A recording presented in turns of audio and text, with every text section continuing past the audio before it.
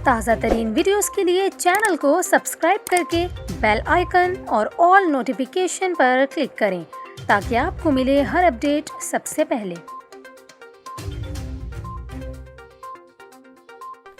और अभी आपको खबर दें, कराची समेत सिंध के मुख्तलिफ इलाकों में बारिश का सिलसिला जारी है। कराची में शाम होते ही एक बार फिर काली घटाएं छा गईं, जबकि मुख्तलिफ इलाकों में तेज़ और हल्की बारिश की इतलात हैं। इस वक्त आपको उमरकोट के मनाजिर दिखा रहे हैं, जहां आज मिट्टी के तूफान का हैरान कुन नज़ारा देखा गया। आपको बताएं, महकमा मौसमियात ने 19 अगस्त तक मौजूद सिस्टम से कराची समेत सिंध और बलोचिस्तान में भी तेज़ बारिशों का इम्कान जाहिर किया है। तेज़ बारिशों से एक बार फिर कराची में सैलाबी सूरत हाल पैदा होने का भी खदशा है।